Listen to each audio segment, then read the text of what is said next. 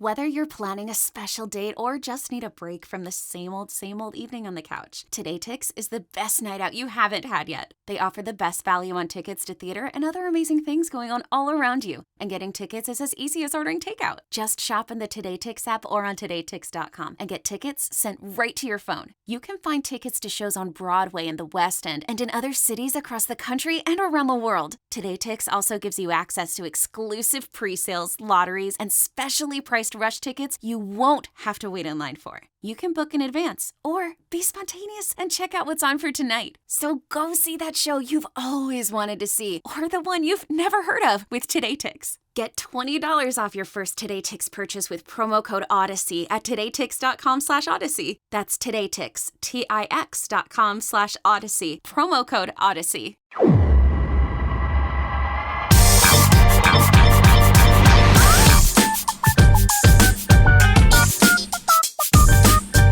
Welcome into the latest episode of the Show Before the Show podcast, the official podcast of minor league baseball. It is not often that we record. You're going to be hearing this like mere moments after we recorded this week's episode of the Show Before the Show, because I had like some weird travel for broadcasting stuff this week, and we're recording this on Friday afternoon. It is 2:25 Mountain.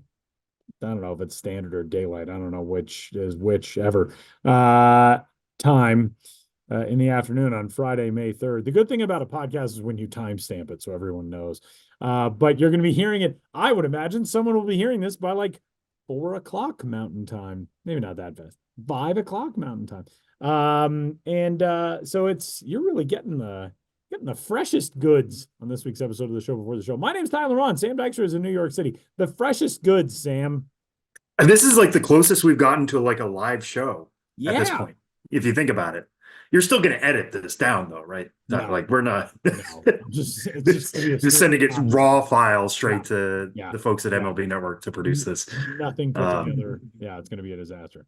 I mean, I kind of feel good because like what I do a lot of on this show is present stats, and I always have to say like as of Thursday, that is true. Who knows what could happen? Something you could have a Mike Trout, like guy tears his meniscus the night of, like back to the dugout.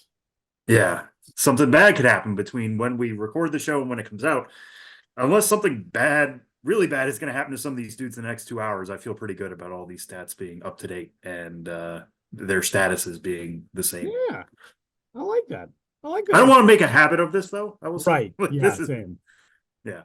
This is because not only were you off calling lacrosse yesterday, I was in Somerset. Talking to Spencer Jones, Yankees #2 prospect. We've been all over the place. Ben is in California. He's not joining us here for this first segment. He'll come back with us in the second segment. But yeah, we're all over the place. It's that time of year, really. It is. Things are just like all over the place. Just weird, wild, not late spring, I guess, mid-spring activities. And and here we are, and we're excited to get to you on this week's episode of the Show Before the Show. We have a lot coming up. Since my week was weird, I was not in on most of it, which I'm totally fine with, because Sam and Ben are the smart ones that you tune in to hear anyway. But I'm anxious to hear what you fellas talked about, Sam. Yeah, I mean we touched on Ben's road trip, previewing that a little bit.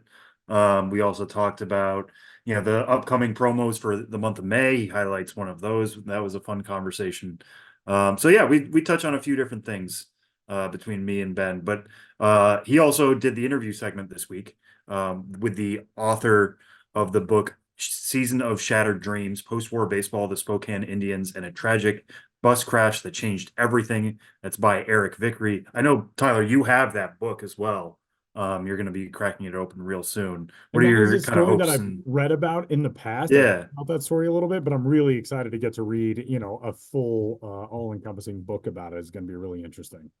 Yeah, so you'll hear more from Ben and Eric later on that topic, and it's available to be purchased now. So find your local bookstore seller or most online booksellers. You can find it there as well. All right, Sam. Let's check in with Sam and Ben next.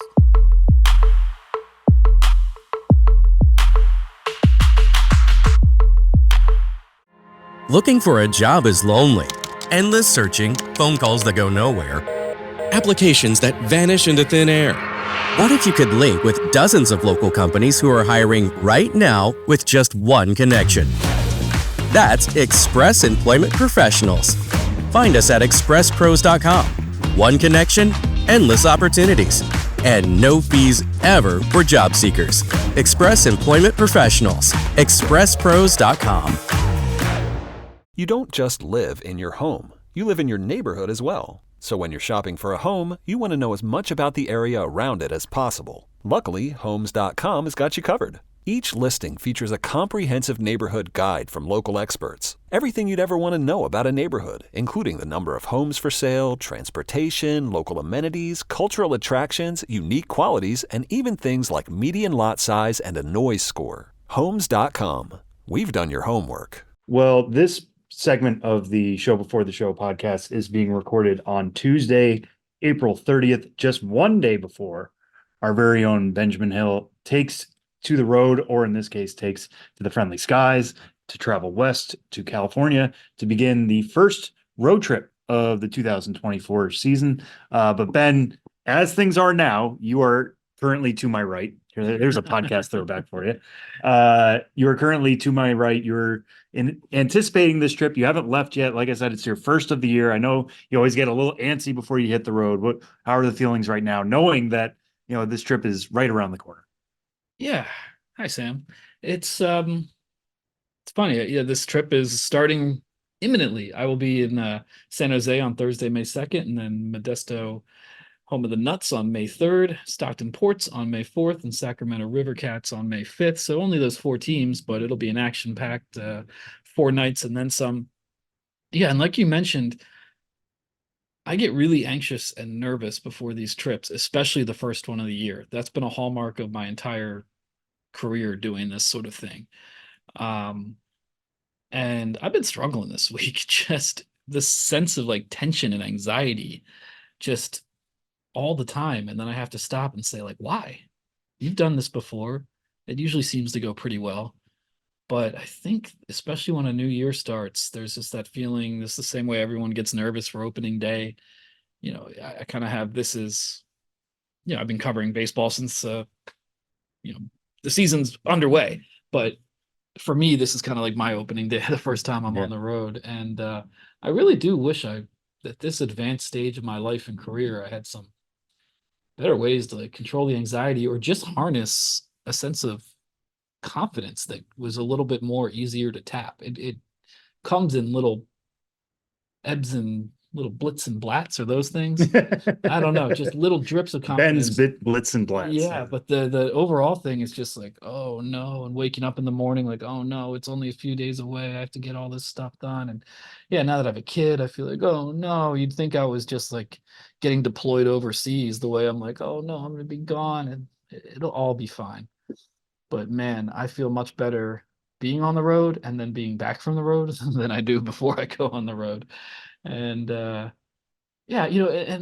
whole career, people have said like, oh, living the dream, you have the best job. And in a lot of ways, I think that's true, but and I'm not trying to say, oh, it's horrible or anything like that, or cultivate any sense of pity for me. But I would just say, just doing the work is different than observing it. And it's always been a struggle for me to get out there. And I wonder how I started doing this job in the first place, because when I had no precedent, like the anxiety was just crippling. But I think the issue then was like, I needed a career and a job, and I was in my 30s at that point. So it was just like a little bit more desperation. So maybe it's good to still feel things. Yeah, no, I mean, I think that feeling you have comes from wanting to do a good job, the desire to like fulfill what people do believe is a dream job, and that you get to go to minor league ballparks, and that sense of anxiety almost pushes you to create the great work that you've put out in the past, and your desire to soak up as much as you can from every ballpark, because these aren't week-long sojourns. You're going to be in Modesto or Stockton. It's one night at the ballpark, and you're getting so much stuff that we will be talking about for weeks after this. Oh yeah, I mean, I'm not trying to add to the pressure here, by the way. I'm not trying to be like, you have so much to do for one night. But well, that's the good thing about it, is once I get out there, I collect the material and I've got things to write about well after the trip, and I meet all these people or re-meet people, and I feel, filled up, and I feel like, wow, this is great, and I love what I do, and that, don't get me wrong, that is always there, but there's also always that feeling of like, this is the year the whole house of cards finally collapses, and that it finally comes out that like you've never really been good at this, and you've just somehow gotten by. And as the years go by, I often feel that way. Like, what are you even doing, man? Like, are you getting better at this? Do people like it? And then, talk to me in a couple next week. I'll be like, oh, I'm the greatest of all time. I'm so great. Maybe that's what next week's podcast episode will be titled, "The Return of the GOAT." Yeah. Listen up, Ben Hill back in New York. We talked about this in the past, and we don't need to go through every stop again, but I think I'm most looking forward to about this trip for you and hearing from you is your visit to Sacramento. Sacramento, obviously in the news a lot recently with the news that the A's will be moving there at least temporarily, beginning next season. So a lot of people are interested in what that ballpark is like. Can it, house a major league team and a AAA team at the same time? Because the River Cats aren't going anywhere. They're staying around as well, along with the A's. So I think you're going there at just the right time. I think whatever you write coming out of that is going to be one of your most well-read stories of the year, just because there is so much interest in the area of Sacramento. But if you had to choose one thing, what are you most looking forward to about? Well, yeah, Sacramento will be interesting. And certainly, even if I'm just sharing pictures and writing a newsletter, this was my evening narrative, it's going to be informed by the fact that like, this is where you will see Major League Baseball next year.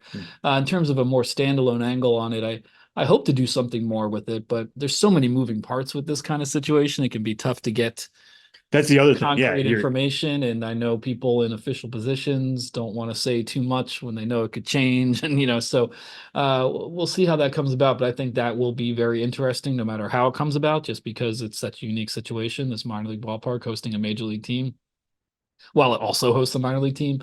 I'm also excited about San Jose. I was there once in 2016, I believe, and just loved it. One of the best ballparks I've ever been to, just to my own sensibilities. It's a comparison I made before. I've never heard anyone else make it, but it kind of seemed to me like the Reading of the West Coast, an older ballpark, but one that has been, treated well, a lot of love, creatively, evolved through the years, kind of carnival-esque atmosphere. And looking forward to getting back there, because I think that's just going to be always a lively atmosphere with the Turkey Mike's food and Super Churros guy vending his churros, and it'll be beer batter night and checking out all the old murals on the walls and et cetera, et cetera. That should be good. Mm-hmm. Yeah, very cool. And before you do hit the road, there's some other stuff to take care of in terms of, one is looking back at the month of April. We're sitting here, like I said, on April 30th. And the other one is looking ahead. Let's look back first with Crooked Numbers, which is a piece that you've been doing for a number of years. It just made a return. What was it, last year, 2 years ago?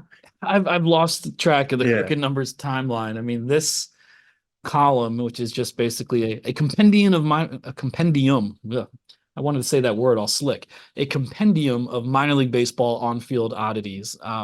That's something that came about probably over 15 years ago with myself and a coworker, Jason Ratliff, who was our coworker today. Yeah. We were just sharing over IM weird things we found about minor league baseball, things that would happen in a game. And then it became kind of a joke, like, oh, we'll put this in the column.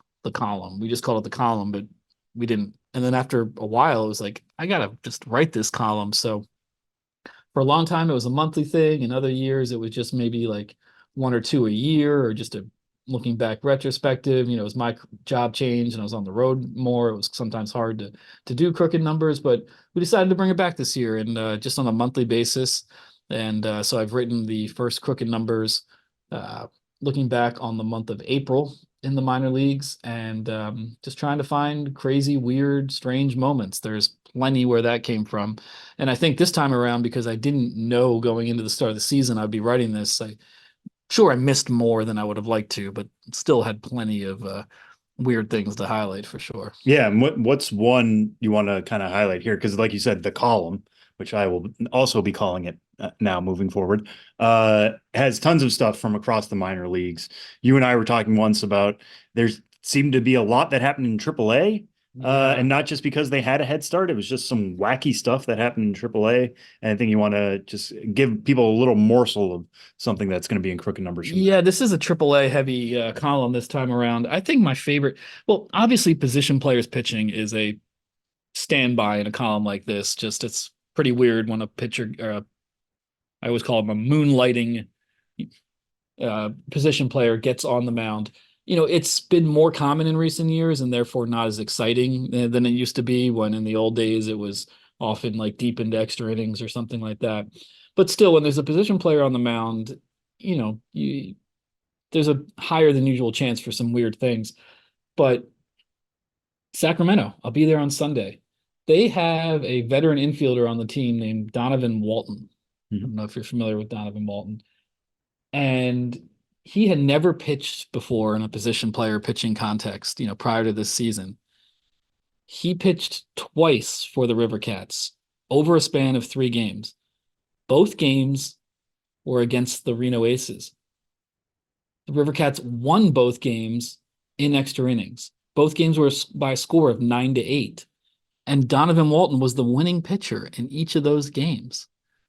That's pretty wild. April 2nd and April 4th, Donovan Walton, an infielder, was the winning pitcher in a 9-8 extra inning win over the El Paso Chihuahuas. That's pretty weird. It is pretty weird. It is pretty weird. And it's a weird way to start the season. One thing I feel like we should highlight just about that is with pitch limits and innings limits, especially on starting pitchers now, and considering, you only have so many pitchers on a roster, we've been seeing more position players pitching, I feel like, in this month, because teams are just running out of arms. They don't want to throw a guy out there for 4 or 5 innings and just wear it like used to happen, because that could destroy a guy's elbow or destroy a guy's shoulder. And these are prospects. These are guys they're actually trying to develop and not just get hurt for the sake of a game in early April. But the fact that has that extra tinge of it, that Donovan Walton not only pitched twice early in the season, but pitched against the same team, got the win both times. I'm sure was like the leader in wins. He was the first, Sacramento. He was the first player on the team to get the 2 wins. Yeah. And last I checked, there was just one other guy who also had 2. Maybe someone has finally surpassed him, but I should double check that. He might be at the end of a full month of play, the tied for the winningest pitcher on the Sacramento River Cats, infielder Donovan Walton. So, and you're right, there is, from just like a kind of competitive baseball standpoint, as much as it's kind of fun to get those quirks like that, you don't really, if you really care about the game, you don't want to go a game and have it be early in extra innings and then they bring in a position player. You're kind of like, wait, what? We're trying to win this game, right? Well, if you got Donovan Walton, you just might win it anyway. He's the guy who's going to come through. We'll have to double check on that. Well, they do have multiple guys with 2 wins. But Donovan Walton remains one of them. They don't have anybody with more than 2 wins, Sacramento River Cats. So there you go. And again, like, there might be an explanation for this type of thing, but the whole point of crooked numbers is that it's especially weird. I go back to some of the games you'll see in like Albuquerque or El Paso. Yeah, there are going to be some crooked numbers on that, but you're not getting 17-8 every night, even at those places. So the wacky stuff, I always think of this as kind of like your ode to the Jason Stark columns you read, I'm sure, growing up in Philadelphia. Yeah. That was always the impetus. In the old days, especially on the blog, when I had like extra crooked numbers content, because I had so much I didn't know what to deal with it. I'd often just explicitly say that, like, I'm writing this because of Jason Stark, and I really wanted Jason Stark to acknowledge it, and he never did explicitly. He follows me on Twitter, but we can get him there at some point. All right, well, so that's the looking behind. Like I said, now the look ahead is the promo preview. Just before we get you out the door, we're gonna have you preview some of the promos coming up, but what's one that's kind of sticks out there, and people can go read the rest of the story as well. Yeah, promo preview, another thing kind of sort of coming back. It was, for me, the OG column that got me started on this entire niche was in 2006, my second season covering minor league baseball. I'd started working during the days, and I was the only writer around, and one of the guys working there was more in an editor role, and he said, "Hey, do you want to just write this promo column?" And I was like, "Sure." I was just looking for things to do. But honestly, with that in 2006, that diverted my path towards the so-called business and culture of minor league baseball. So it was a weekly column for a long time. In recent years, kind of like Crooked Numbers, more sporadic. So now we're bringing it back on a monthly basis. So I've written the column previewing some May promos, and so a lot of them we've talked about already, because just in the lead up to the season, we're highlighting things left and right. So a lot of them we've talked about. One we didn't is that I like is the world's largest Bubble Festival, Bubble Fest 2024, staged by the Lake County Captains on May 24th. And they are going to give away bubbles to fans. They encourage fans to BYOB, bring your own bubbles. They hope to release 1.6 million of them in a span of 1 minute. I don't know how you count that many bubbles. I don't think they're going to do a great job of that. But the whole premise behind this promotion is that it's a callback or a reference or an eco-friendly redo of a notorious event in Cleveland history. Lake County Captains play in Eastlake, Ohio. They're a Cleveland affiliate. They're located not far from Cleveland. And in 1986, Cleveland held a balloon fest where they released 1.5 million balloons.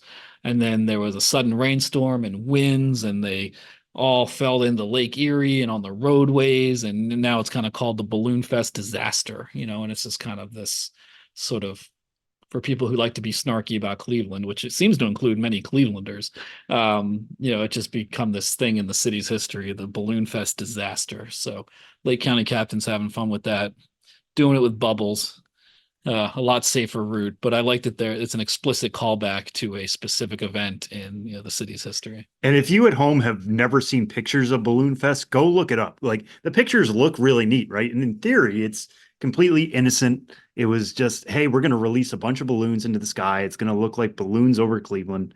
Everybody loves balloons. Isn't that nice? And then you kind of imagine there was just this switch that turned into complete terror, because these balloons had nowhere to go. It's not like they were just like popping and then safely flying to, and if they were, sometimes, like you said, they were going into the lake for marine life to chew up. Like, it's plastic balloons. It's not good for marine life. And it also impeded rescue efforts of missing boaters in a tragic fashion. Like, it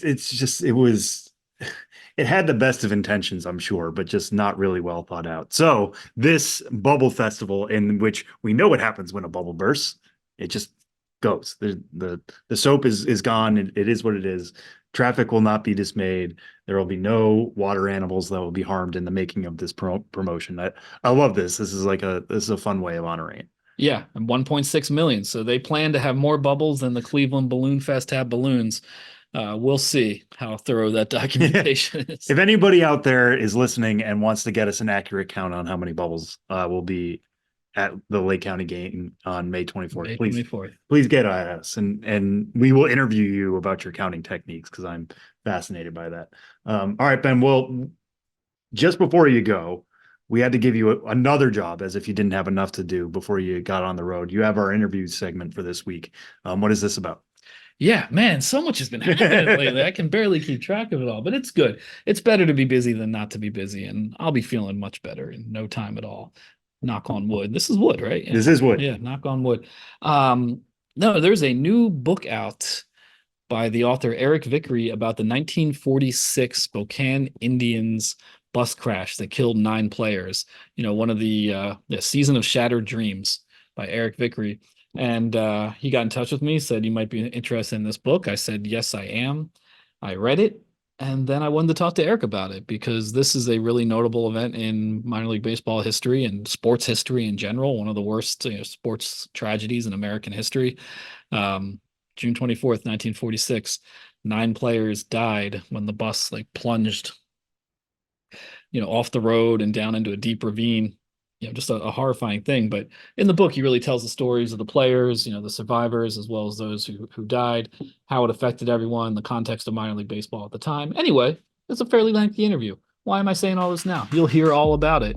This is Eric Vickrey, author of Season of Shattered Dreams, talking about his new book.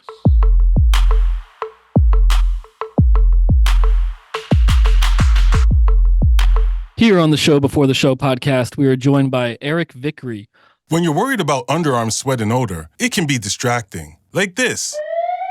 Or this. Or even this. It's time to silence those distractions with a spray of powerful Dove Men Plus Care Antiperspirant. Featuring our 72-hour protection and soothing 1/4 moisturizing cream. Because when you forget about your underarms, you can focus on being unforgettable. Dove Men. Forgettable underarms, unforgettable you. This episode is brought to you by Progressive Insurance. Whether you love true crime or comedy, celebrity interviews or news, you call the shots on what's in your podcast queue. And guess what? Now you can call them on your auto insurance too with the Name Your Price tool from Progressive. It works just the way it sounds. You tell Progressive how much you want to pay for car insurance, and they'll show you coverage options that fit your budget. Get your quote today at Progressive.com to join the over 28 million drivers who trust Progressive. Progressive Casualty Insurance Company and Affiliates. Price and coverage match limited by state law. Author of the recently released book, Season of Shattered Dreams, which goes in depth on the bus crash in 1946 that occurred when the Spokane Indians were on the road. It killed 9 players, of course, deeply affected the lives of the survivors. A fascinating story from minor league baseball history, and of course, a tragic story. One I was familiar with, but did not know the details. And then I read this book, and now I got the details. So, Eric, thanks so much for joining us. Yeah, absolutely. Thanks so much for having me. And, before we get in the book itself, let's learn a little bit about you. A baseball fan, clearly, but what was your path to, authorship, from progressing from being a fan to writing about the game to now having this book out? And I believe it's your second book, correct? That's correct. Yeah. I was more or less just a huge baseball fan all my life. Grew up playing the game near St. Louis, where I grew up. Big Cardinal fan. And it really wasn't until the early days of the pandemic is kind of when I got my start in writing for the Society for American Baseball Research. Started submitting articles to their bio project, which is an effort to have biographies for every player who's ever played in the major leagues, and started writing up some of the guys I grew up watching, guys like Willie McGee and Tom Herr and some of those 80s Cardinals. And that kind of led me into writing my first book, which is about the 1982 Cardinals, which came out last year, called Runnin' Redbirds. Nice. So that came out last year, and now here you are with another one. You're quite a pace going. Yeah. I had planned to take some time off after Runnin' Redbirds, and then kind of started digging into this Spokane Indians story, and that really captured me. And 2 weeks later, I was full-fledged into researching and then ultimately writing the second book. So, yeah, so it's been a bit of a whirlwind, but certainly in a good way. Yeah, well, you talked about digging into this and becoming, fascinated by it. What was your pathway to first learning about this bus crash that affected the Spokane Indians in 1946, and then going from there to learning more and more, and then saying, I'm going to write a book about this? Yeah, I had never heard of the incident until maybe about 3 years ago. I was actually researching a totally unrelated topic. There was a player named John Leovich who played in just 1 or 2 major league games, got a single hit off of Bob Feller.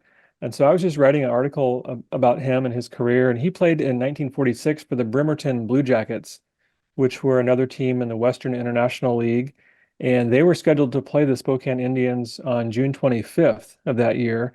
And as I was just kind of digging through the newspaper archives, I came across this headline that said that there was this bus crash that killed 9 players. And, the details of that shocking story kind of stuck with me. And I started just doing what we all do, just kind of doing some Googling and learning a bit more about the story. And the more I learned, I was just more and more fascinated, and started finding just many layers to the story, and realized that there was a lot that had not been told. So that's kind of what I set out to do with this book.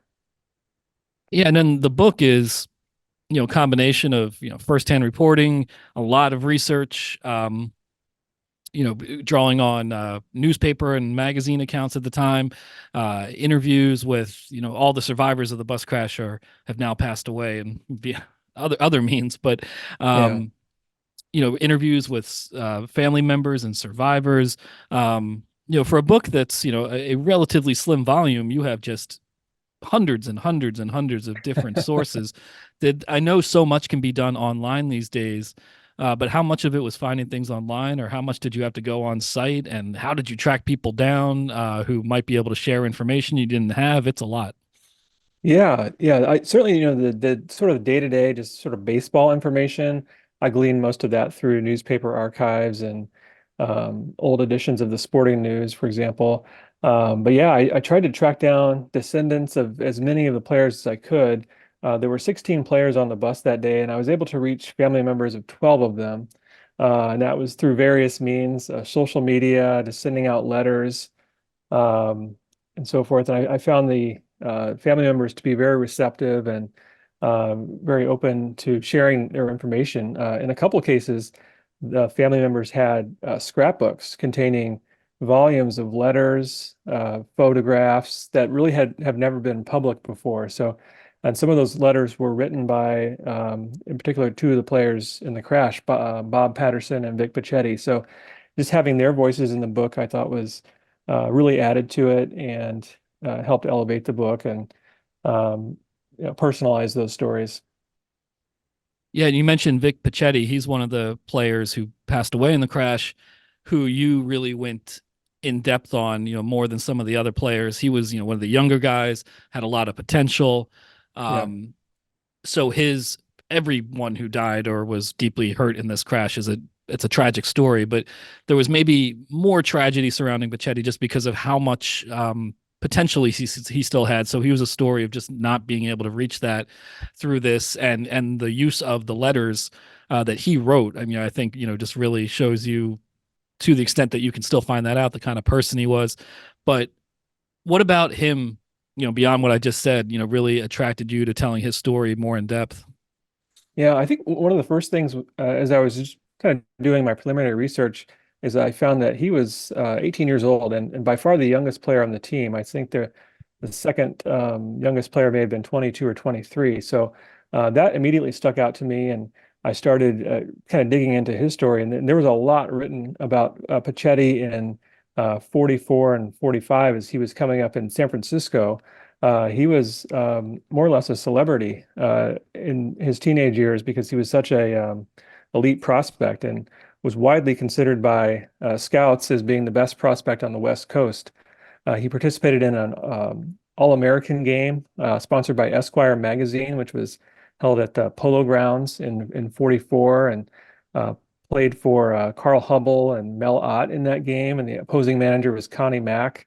One of his teammates was Richie Ashburn. So he had already rubbed elbows with some pretty big names in baseball, and signed with the Oakland Oaks in 45 or late 44 rather, to so he could be close to his family. And also he had a year of high school left too. So yeah, I found Vic's story to be fascinating. And there was a lot to dig into there. So that's one of the reasons I focused on him in the book. Yeah, and you mentioned him being a young guy. And on the other end of the spectrum, one of the team veterans was, I've never heard his name pronounced out loud, but is it Ben Garrity? That's correct, yes. Yeah, Ben Garrity, who I'd learned a little bit about while writing about Hank Aaron's minor league career, because he managed Hank Aaron in the minor leagues, and Aaron was a huge fan of him, and you go into that in the book.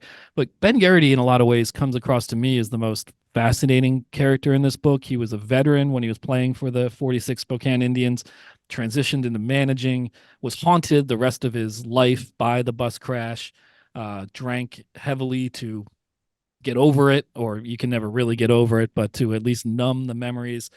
Always wanted to be in the major leagues, never reached that dream. And the way you tell his story with a lot of those firsthand accounts of like what he was like and how haunted he seemed. What was were you going for when you put together, there's a whole chapter on him. Again, like Pichetti, why was he so important to tell that story? Yeah, I think as you alluded to, Ben lived with these memories for the rest of his life after the crash. He was one of 6 players that survived.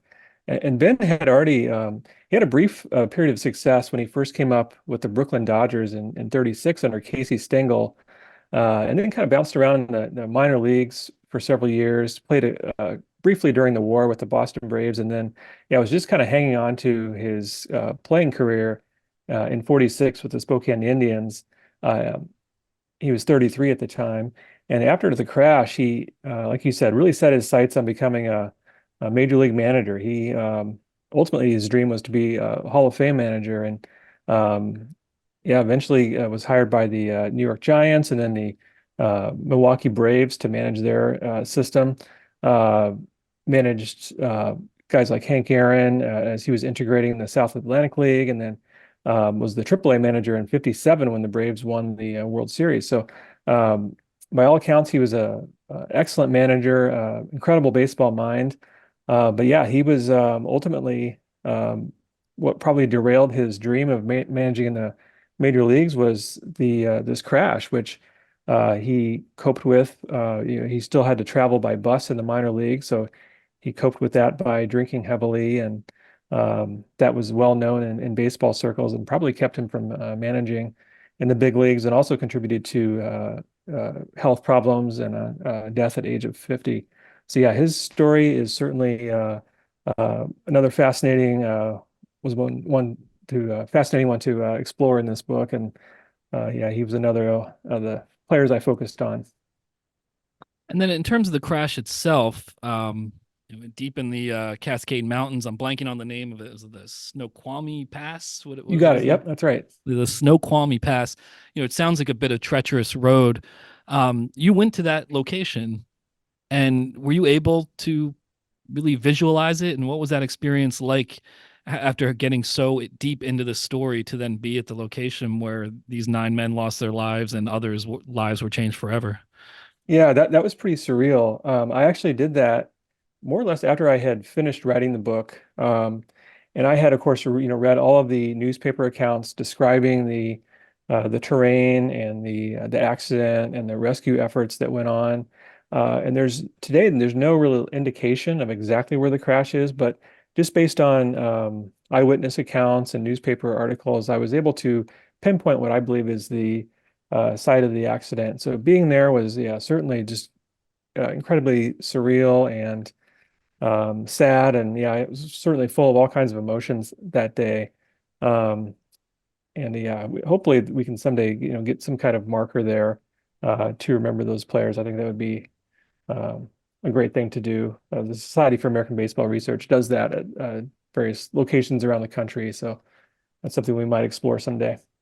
Yeah, seems like a worthwhile endeavor because this is truly one of the greatest sports tragedies of all time. And in telling the story of that tragedy, you also just have to tell the story of the context of professional baseball in 1946, post World War II, even talking about the team themselves, how you can have, obviously you don't have this in the minor leagues today. You have a young up and coming teenager like Pachetti, and then you have a, on his way out playing wise guy like Ben Garrity in his 30s.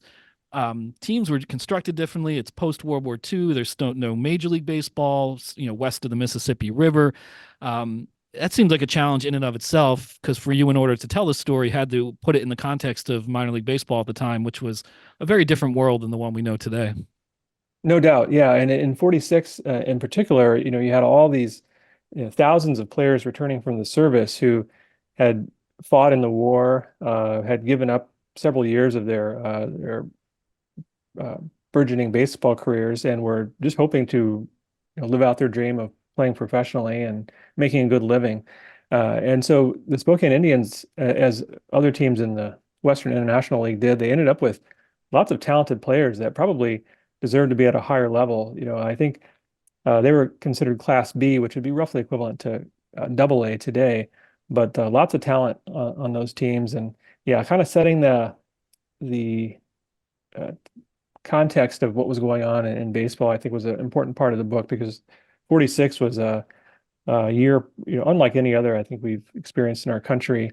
There were economic hardships going on post-war. Things had fallen into disrepair as far as just our infrastructure, which may have actually contributed to the crash because they were riding in a pre-war coach bus.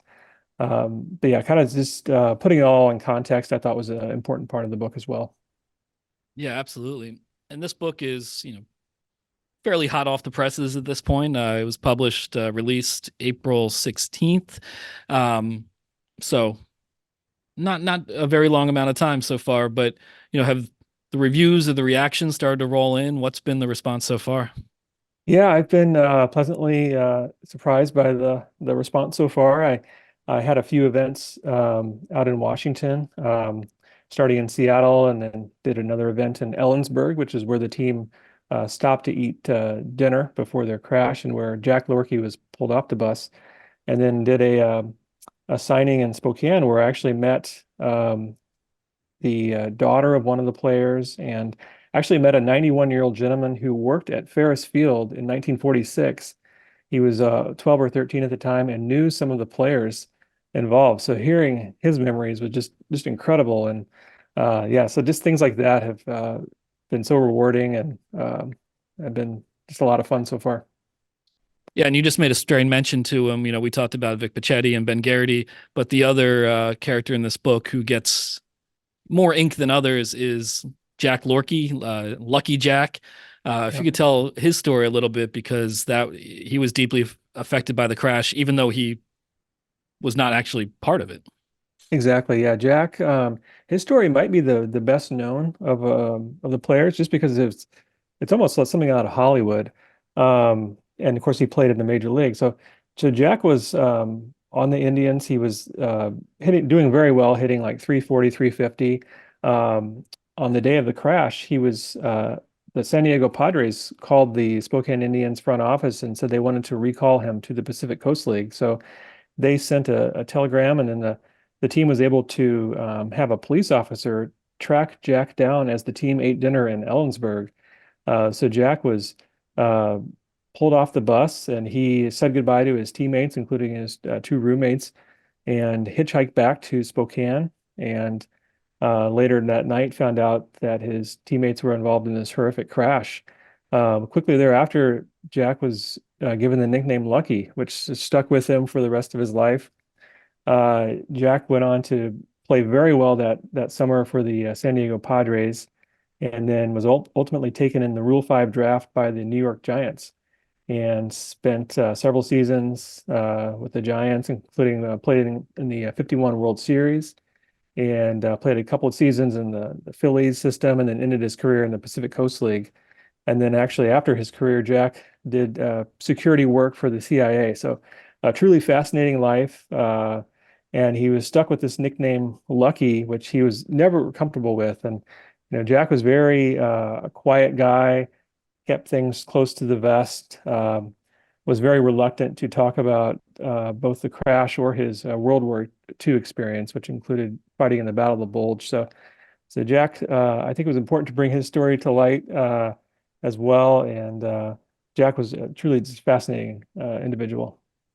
Yeah, he really was, and that comes across in the book. And on one hand, while you can see why other people would call him Lucky Jack, you could see why he would bristle against that, because you don't want to go around happy-go-lucky celebrating the fact that you've avoided death while so many close to you did not. Exactly. So that's I don't want to say a tragedy in and of itself, but almost added to his burden having to have that attached to his name. And as I said, just one of many, interesting character profiles in the book. And of course, the Spokane Indians that we're talking about, who got in this bus crash in 1946. There's a Spokane Indians today, That's right. currently playing at a ballpark that was built, Vista Stadium, that was built to house a Dodgers farm team once Major League Baseball expanded to the West Coast. Have you visited the team themselves or talked to the team to see if they had information related to the crash or any promotional tie-ins that you can do with the modern day Spokane Indians? Yeah, I was actually just there last weekend for a game and met up with some of the executives with the team, and we're hoping to do something this summer at a game. But yeah, it's a great ballpark. It still has those, it was built in the late 50s, so it has that kind of that feel to it. They've done a very excellent job in keeping it up to date and are doing some renovations this year as well. Yeah, having their involvement, they didn't have I would say they didn't have a whole lot of information. Most of the information that I gleaned from just by interviews and newspaper articles, and there's a historian in Spokane named Jim Price, who is a retired reporter from the Spokesman. He's kind of the unofficial historian for the team. So he was actually able to review my manuscript and provided some guidance as well. So credit to him. But yeah, it's been great having the team involved, and been to several games at the ballpark, and it's a great place to watch a game. Yeah, it truly is. So Season of Shattered Dreams, Post-War Baseball, the Spokane Indians, and a Tragic Bus Crash That Changed Everything, out now on Roman and Littlefield publishers. Where can people get this book? I mean, I gave some information that enterprising people could find it right there, but how do you recommend people go about finding this book? Yeah, it's mostly available online.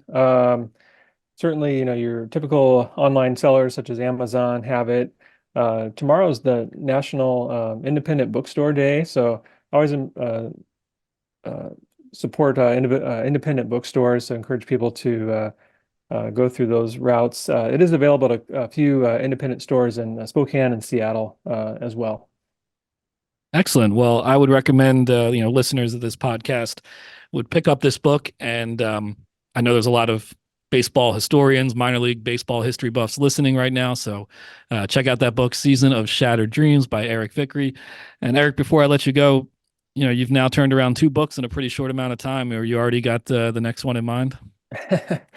I've thrown around some ideas, but really haven't landed on a third yet. I wrote 2 in 2 years, so I think I'm going to take some time off and catch up on some Netflix and traveling and enjoying some other things. But certainly I'll continue writing and need to find another project that captured me like this one did. Absolutely. Well, I'll be looking forward to the next one. And in the meantime, once again, Season of Shattered Dreams by Eric Vickrey. Thanks so much for talking with me on the Show Before the Show podcast, and best of luck selling as many of these books as you can. All right, Ben, I really appreciate it. Thanks so much.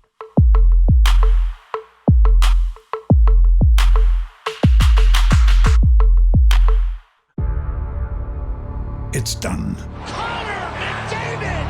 It's not real! The goal of the year, Panarin! part of the past. The celebrations, forgotten. The history, Vegas Golden Knights! history. We're back to a blank slate. Clean ice. All that matters now is what happens next. The Stanley Cup playoffs. Eastern Conference Final begins Wednesday. This is it. We've got an Amex Platinum Pro on our hands, ladies and gentlemen. We haven't seen anyone relax like this before in the Centurion Lounge. Is he connecting to complimentary Wi-Fi? Oh, my! Look at that! He is! And you will not believe where he's going next. The Amex dedicated card member entrance for the win! Unbelievable! When you get travel perks with Amex Platinum, you're part of the action. That's the powerful backing of American Express. Terms apply. Learn more at americanexpress.com/withAmex. All right, it is time to talk a little baseball. Big thing. Well, we're already talking baseball. It's time to talk some current active baseball things that are going on right now in the baseball world. And I get a chance to do that with one Samuel Dykstra. And we're going to dive right in and talk about some prospects who are making some big headlines, some big noise. It seems like every week we get an opportunity to talk about Paul Skenes. We are going to talk about Paul Skenes, but we're not going to start with Paul Skenes today. Instead, we are going to talk with a couple of guys who are American League East prospects in Junior Caminero and Coby Mayo, who have been putting on some really impressive shows right now in AAA, Sam. Yeah, I mean, I didn't really think of that as a theme of the American League East. I just thought of who am I getting the most Twitter mentions about of why isn't this guy called up yet? And Coby Mayo and Junior Caminero come up a ton. Both of those guys have been really good as of late. You look at Coby Mayo, he's homered in 4 straight games for Norfolk. He has 11 home runs on the season. That is tied for second most in AAA. He's only 2 behind Joey LaPerfido, who actually just got called up by the Houston Astros. Junior Caminero also off to a really strong start. He was dealing with a quad injury for the first half of April. Since he came back on April 14th, in 11 games, he is slugging, Tyler. This is not his OPS. This is his slugging percentage. He is slugging .810. Pretty good. Pretty good. He's got 5 homers in 11 games. He also has 5 doubles in that span. 10 of his 14 hits have gone for extra bases. Very much fitting the scouting report of what we have on Junior Caminero is that when he makes contact, it's extremely loud. He has 2 homers in 2 of his last 3 games. They're both multi-homer games. One was against Scranton. Another one was at Gwinnett the other night on Wednesday. The guy is getting a little bit. I saw some of the homers he hit this week, he was expanding the zone a little bit, which like normally would be concerning. But even out of the zone, he sent one to right field. One time he turned on a ball that was extremely inside, hit it down the line and left. He's got a little bit of that Vlad Guerrero to him, not necessarily Vlad Guerrero Jr. I know the way that things are trending on that side lately, but the guy can hit the ball anywhere. He can hit it hard anywhere. But both of these guys, because they are at AAA, it is becoming a legit question of like, when do they get called up? And I think it's a difficult situation to kind of predict when they get called up. Coby Mayo, you look at Jackson Holiday, obviously he got called up to Baltimore, #1 overall prospect, didn't quite work out. I think he was 2 for 34, got sent back down to Norfolk. And I'm not saying that's a cautionary tale, but the Orioles had a spot for Jackson Holiday at second base. They were kind of holding that warm until he was ready, and then it didn't quite work. Coby Mayo's only played third base and first base. Those are his two positions. He's got a lot more time at the hot corner than the cold corner this year. And you look at who's been playing third base for the Orioles, it's Jordan Westburg, who's had a tremendous season so far. And it's Ramon Urias, who like hasn't been quite as good, but you know, if Westburg is playing third and second, well, maybe what happens if we make Westburg the full-time third baseman, then Jorge Mateo, who's actually been pretty good this year as well, can take over full-time at second base. I don't know. There's a lot of moving pieces there. And Ryan Mountcastle has also had a pretty strong year at first, so maybe it's a little bit more difficult to just say, well, we'll just make Coby Mayo the first baseman. Kind of the same deal on the Tampa Bay Rays side for Junior Caminero. You look at what he's done defensively. He's only been third base. They haven't even tried him out at shortstop at all so far this season. And who's been playing the bulk of third base for the Rays? It's Isaac Paredes, who has a 150 WRC plus and a 867 OPS. So it hasn't been the best start to the year for the Rays, but the one guy they have at that position that Junior Caminero plays is arguably one of their best hitters to start the year. So either they have to get Caminero more time at a different position, and I don't know what that would be, or you call him up to just be full-time DH, I guess. Like, I don't know. He's too good of a player to just put him into DH mode right now. If the Rays go into panic mode, I could see that happening. Who knows? Injuries are always a thing. There could be some sliding pieces. You know, Paredes has some second base and first base in his career. Maybe they start to explore that a little bit, but he's only been third base this year. I think it's just unfortunate timing for Junior Caminero, the fact that he's only played one position. He's essentially blocked there, but he can't be slugging 800 forever. Like if that's going to continue, if he's going to slug 700, even if he's going to slug 600, you can't be wasting his at-bats in Durham anymore. This is a guy who has major league experience. They called him up for the stretch run tail end of last year. They skipped him over AAA to do that. They kept him on the major league roster because he can hit the ball hard. When I was talking to Rays people in the offseason and the spring, it was like, hey, we just want him to get every day at bats. Like, we trust that the bat is ready, but he needs to play every day. He needs to get more experience at third base. That's only happened at AAA so far, but again, the bat is too loud to keep him down for too long. And if the Rays are hoping to at least hold water or like tread water in the AL East right now, and the way things are looking, they're actually in last. They're 14-18. Like, it's going to get late pretty early if they continue down that path. Having a bat like Caminero around is a big addition, and an internal one at that. Something you don't have to go make and trade for it. You figure out the defense later, even if he is blocked by Paredes. Like, somebody's going to shift around to make sure that Junior Caminero gets a spot, and I think that's going to happen here in a few weeks. That's not any inside information. That's speculation on my part, but the bat's too good. They've already proven that they think he's somewhat major league ready based on last year. So I expect Junior Caminero to get that call, and we'll see what happens with Coby Mayo. All right, Sam, it is our weekly Paul Skenes watch. This time around, Paul Skenes on April 24th, after our last episode, very shortly after our last episode, gave up 2 runs, 1 earned over 4 1/3 at Omaha. So is Paul Skenes a bust? Is it fair to say Paul Skenes is washed? No, he rebounded 6 innings, 7 strikeouts, 1 walk, home against Buffalo on April 30th, 4 hits over those 6 innings. He's been outstanding every single time out. I think the biggest step forward, obviously, seems to be the fact that he made it through 6 innings for the first time. I also just want to call out something cool. Paul Skenes and Livy Dunn just showed up at a Creighton baseball game after he made his start in Omaha, which was kind of cool. Just swung by, decided to go by the ballpark, catch a little college baseball. But Paul Skenes in that start against Buffalo, 75 pitches, 53 strikes. That's a big step forward for him going through 6 innings. Yeah, I mean, you look at his progression, right? You mentioned 4 1/3 innings, the outing before. He hasn't thrown a start yet where he kind of skipped over the 5 inning one, right? Like you would expect him to go 3 1/3, 3 1/3, 4 1/3, then 5 innings. But he was so efficient in that outing against Buffalo that they kept him out there. It was 6 innings, 75 pitches total.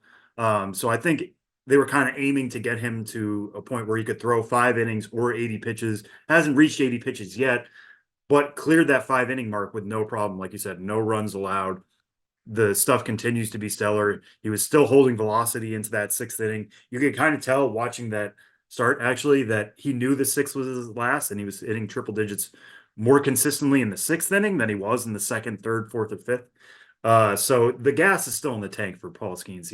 We always knew it was there, but the fact that he showed that now all week after that outing, there's been some speculation of like, okay, so could he be in Pittsburgh by the weekend? He's hit that 6 inning mark. Could it happen?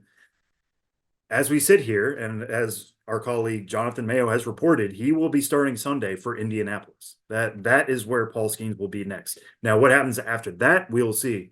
But the important thing about him starting Sunday that I think may get lost in the shuffle a little bit is that will be his first start this year on only 4 days rest. And that's pretty big. That's just another hurdle he needs to clear just to show how the stuff's going to hold up, how his health's going to hold up. I'm not doubting that it's going to be fine. I think it'll be totally fine. It's just that's something he wasn't doing at LSU. A lot of people like to point out he was throwing 100, 120 pitches at LSU. Well, yeah, that's once a week. Like that's a little bit different than what he's going to be doing on the pro side. Now, if he can do it on 4 days rest, there's literally nothing else for him to prove. I think there's nothing else for him to prove now. I think he could pitch in Pittsburgh on Sunday and be just fine. But that's just one other thing to check off, doing it on 4 days rest. And once he does that, I think, I don't love continually bringing up one player on this podcast, but I do think right now he is the story of the minor leagues, the domination he's shown so far. And I think by the time we talk next week, we're going to be talking about when and where is Paul Skenes debuting in the major leagues. That is pretty exciting stuff. And a guy who is headed to the major leagues, Christian Scott, is headed up. And we'll get a look at, the early days and weeks of a young baseball career that, getting started for the Mets this weekend. It looks as though it'll be a Saturday debut for him, the Mets top top pitching prospect, I should say. It'll be on the road at Tampa, kind of a unique place to make a big league debut. This might not be a long stretch in the big leagues for Christian Scott, but it's a big league debut regardless. Yeah, I'm really interested to see how the Mets are going to handle this because they've even said, like, we're bringing him up now. We want to see how he looks. We believe he's been tremendous at Syracuse. They've had some injuries, obviously, most notably to Kodai Senga. Tyler McGill hasn't pitched. He's injured. He's currently rehabbing, I believe. They have some big rotation questions. So bring up Christian Scott, but like what happens when those guys are healthy again? I think Christian Scott has the ceiling of somebody who, like, he's going to take this opportunity and run with it. You look at his numbers this year with Syracuse. He's got a 3.2 ERA and 5 starts, 36 strikeouts, only 6 walks in 25 1/3 innings. He's got a 0.71 whip. Many of his numbers actually were in second place among AAA qualifiers. The guy in first place was Paul Skenes. So that's like the only guy who's been, according to some metrics, better than Christian Scott. What's made him better over the last few years is he's such a perfect crystallization of player development to me because he is not the same pitcher he was in college. He pitched at the University of Florida. He got pushed to the bullpen there. The Mets still took him in the 5th round because they thought, oh, there's some pieces here we could turn into a starter. It's been a little bit of a process, but he was a sinker slider guy in college.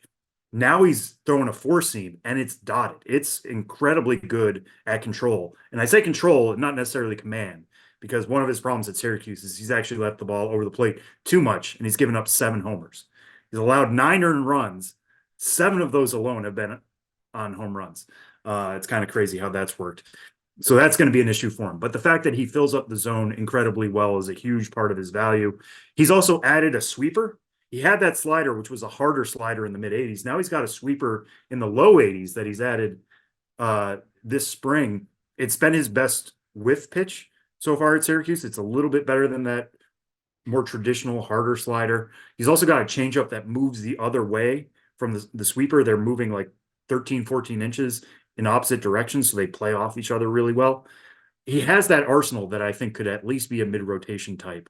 And the fact that he's not going to get in his own way with walks is a huge, value add for the Mets. Because if you look at rankings entering today, the Mets actually had the highest walk rate among starters in the major leagues. They've had some good start, like they've stayed afloat despite the injuries, but walks have been an issue. I don't think that's going to be a problem for Christian Scott. He's going to have to live around the edges of the zone, like I said, because those Rays hitters will punish him if he just leaves a 95, 96 mile an hour fastball directly over the plate. But the fact that he's not going to be his own problem with walks, the fact that he has multiple pitches to go to, all of which are at least above average. It's an exciting call up for the Mets. And as we're speaking now, he's not on our top 100, but as kind of fate would have it, and I swear this is one did not lead to the other. We were going to have a graduation on Sunday, and Christian Scott was going to be the next guy on the top 100. So I know it's going to get lost in his shuffle, and it's much more exciting to celebrate a major league debut than getting added to our list. But it's interesting that they're both going to come on the same day, and we'll see what happens from there. I think he has the possibility to shove enough to carve out a role for himself, even once everybody's healthy and back in the Mets rotation. So that's what's going on. Some on-field headlines and storylines to keep your eye on as the week turns into the weekend, and we may be seeing the top pitching prospect in baseball headed up to the big league sometime soon. So keep your eye on Paul Skenes and all the rest. And coming up, Sam, it is Ghosts time. Josh Jackson stops by. Ghosts of the Minors next, and then we'll wrap it up on the other side.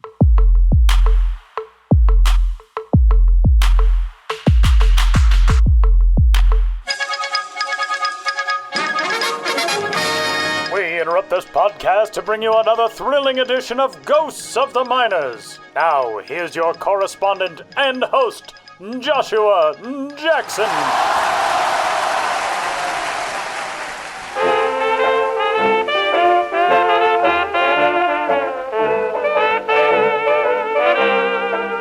Welcome back to Ghosts of the Minors, in which all of you out there in radio land must identify the legitimate historical ball club or player hiding amidst the fraudulent pair. One once did its best to make its fans proud.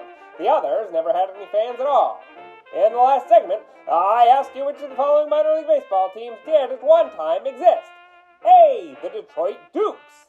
B. The St. Louis Earls. C. The Cleveland Counts. Something added up right for you if you picked C. The Cleveland Counts were based not in Ohio, but rather said, Ohio, from the seat of Bradley County, Tennessee. That Cleveland counted on the Counts to show up in the Appalachian League for 3 seasons in the 1910s. The Appy League, which exists today as a summer collegiate circuit, but was for much of the 20th century and into the 21st century a well-known pro ball league in the minors. Were you to count up the Appy League's charter members for the inaugural 1911 season, you'd have to count the Counts of Cleveland among those you counted. And the number one fact about the Counts of Cleveland you'd want accounted for is the origins of their moniker. Well, those Cleveland Counts of 11 were managed by one Count Zamoski, sometimes spelled Zameski in more recent sources, but nearly always Zamoski during Zamoski's day. H.F. Count Zamoski was an outfielder and shortstop who told the press he'd tolerate no dirty play on his Appy League Cleveland Counts, and there's reason to take him at his word. Zamoski went on to a long career coaching multiple sports at military schools, including the Tennessee Military Institute and the Columbia Military Academy. The Counts counted themselves lucky to have such an exemplary model of discipline at the helm, but what they couldn't count themselves as was winners. Cleveland went 39-56, fifth out of 6 teams in 11, 51-51, fourth place in 12, and moved to Morristown to become the Jobbers after starting 10-12 in 1913. And that's how the count days were numbered. Now, on to the question for next time. Which of these players was a real beast in the minors of yesteryear? A. Ape Certain. B. Mule Shirley. C. Oxen Dee. Want to know the answer? Be an animal. Or tune to the next Ghost of the Minors. But for now, you'll have to excuse me. My producer Ben Hill has promised me May flowers, and I've got to find my rolling pin.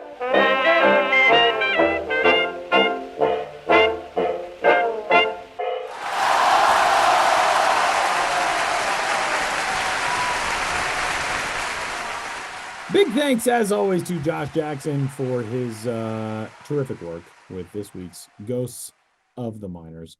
The Counts, the Cleveland Counts, not Ohio. Not my first thing. I was like, oh, he's doing a team from Cleveland. That's interesting. Cleveland, Tennessee.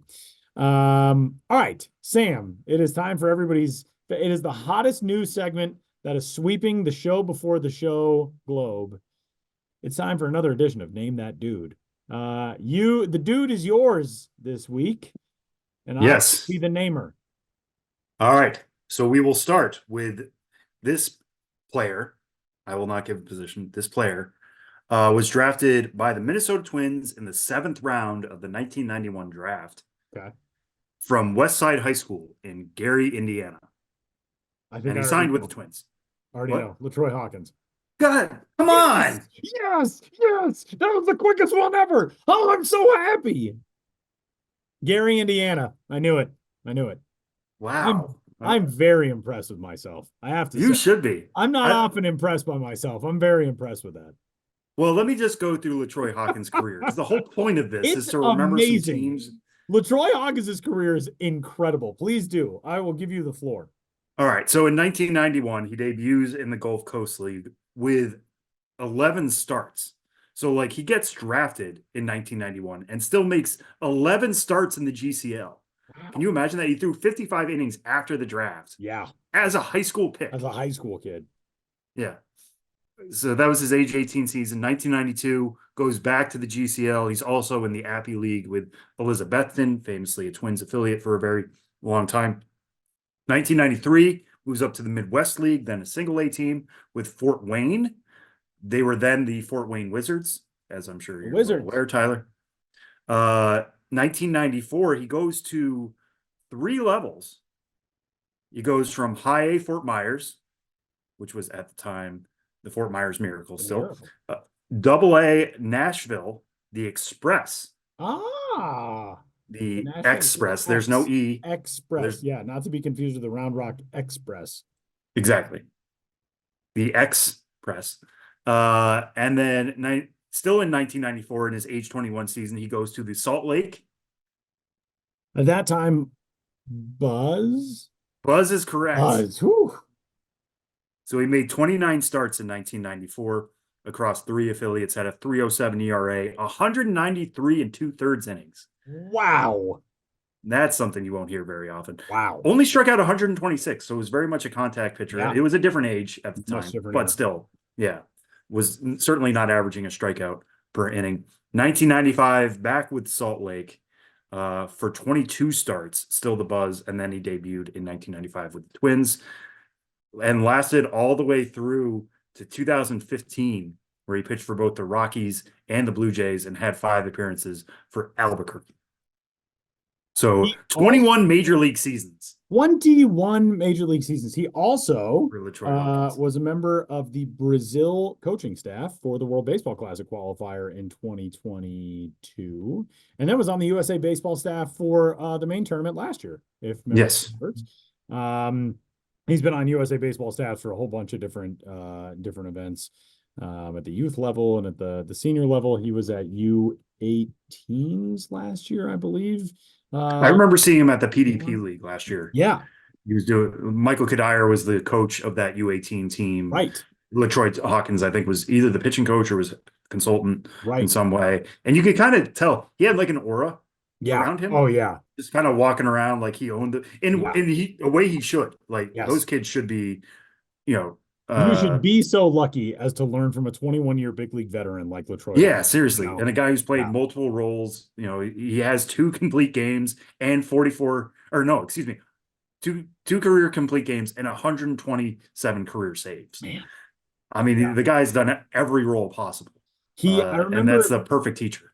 In this is probably 2016, maybe 2015, 2016. Well, it had to have been 2015 because that was the season. Last year. I wrote a story for Rockies Magazine about the young arms that they had coming up. They had some really good talent in the minor league system at that point, pitching wise, especially. And I remember interviewing LaTroy Hawkins about being kind of the older guy, the mentor. And I remember we were just talking about his career path and all that, and the differences between being a starter and being a reliever. And he gave me one of the most interesting analyses of his own time in baseball as anybody who I've ever talked to about their own career. He said, I was a terrible starter because if I had a bad game, I would just stew on it for the next 4 days. I could not get my hard drive cleared. Like it just would stick with me and eat away at me until I could get out there and get the ball again. Whereas as a reliever, if I have a bad inning, I know the next night I can go back out and correct it.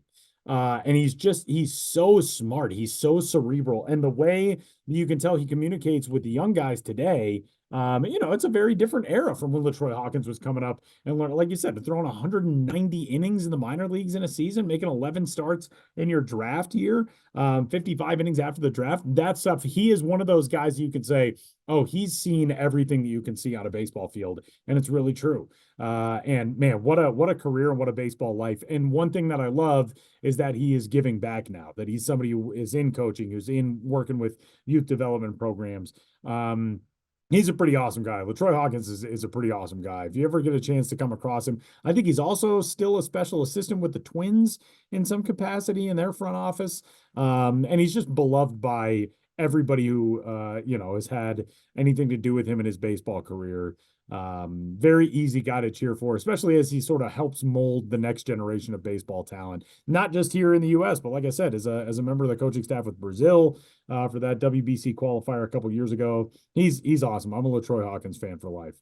Yeah, and just to give you an idea of the company he's in as a special assistant to baseball ops with the Twins, Michael Kadire, who I mentioned, Team USA manager last year for the U18 group, Paul Molitor, legend of the game, obviously. Justin Morneau, certainly a Minnesota legend. And then LaTroy Hawkins. Man. I mean, that's a great foursome to have around. That is awesome. And a group that spans multiple eras of baseball and the best of times in Twins baseball as well. Yeah. So, that's a fun one. I'm a little angry you got it that quick, but we've kind of established, the bar now. Yeah. I know. Maybe somebody will get it in a week coming up, or would they just know the round? Like it's, this guy was drafted in the 8th round of the 1993 26th round. I got that guy. Knew it. Yeah. All right, Sam. Well done by you, Tyler. That will do it for this week's episode of the show before the show. Next week, back to a little bit more normalcy. But a huge thanks to everybody who pitched in on this week's episode. For Sam Dykstra and Benjamin Hill and Josh Jackson and all the rest, my name is Tyler Mont. We'll catch you then.